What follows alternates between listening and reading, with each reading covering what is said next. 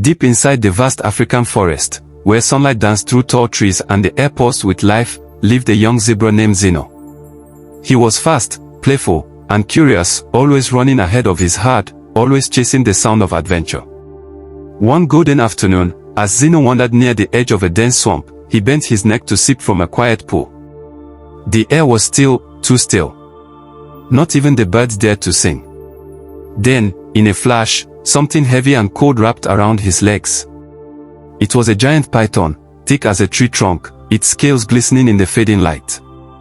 With a hiss that echoed through the forest, the snake crawled tighter and tighter around Zino's body.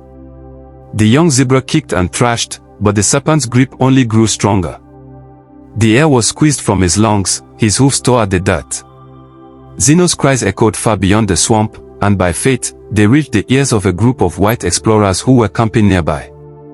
The men, part of a wildlife rescue team, grabbed their ropes, machetes, and tranquilizer rifles, racing toward the desperate sound. When they reached the swamp, they froze at the sight. The python's massive body had nearly crushed the zebra. Time was running out. "Hold steady," shouted one of the rescuers. He fired a tranquilizer dart into the snake's thick scales. The creature hissed and coiled even tighter, its muscles rippling. The men, part of a wildlife rescue team, grabbed their ropes, machetes, and tranquilizer rifles, racing toward the desperate sound. When they reached the swamp, they froze at the sight. The python's massive body had nearly crushed the zebra. Time was running out. "Hold steady," shouted one of the rescuers. He fired a tranquilizer dart into the snake's thick scales.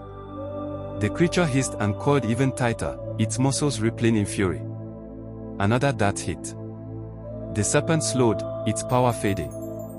Then the rescuers rushed in, one cutting at the coils with a machete, another pulling Zino's body free. The snake let out a final hiss before sliding limply back into the shadows. Zino lay trembling on the ground, weak and covered in mud, but alive. One of the rescuers knelt beside him, gently stroking his striped neck. "Easy there, buddy," he whispered. "You're safe now." They cleaned his wounds, wrapped him in a blanket, and transported him back to their camp. For days, they cared for him, feeding him water and fruits, watching as his strength slowly returned. When he was ready, they led him back to the open plains where his herd grazed beneath the setting sun. The zebras lifted their heads in surprise as Zino trotted back, his black and white stripes glistening proudly once more. As he looked back toward the forest, Zino saw the men watching from afar, smiling. He neighed softly, as if to say thank you. Then, with a final flick of his tail, he galloped toward his family, free again.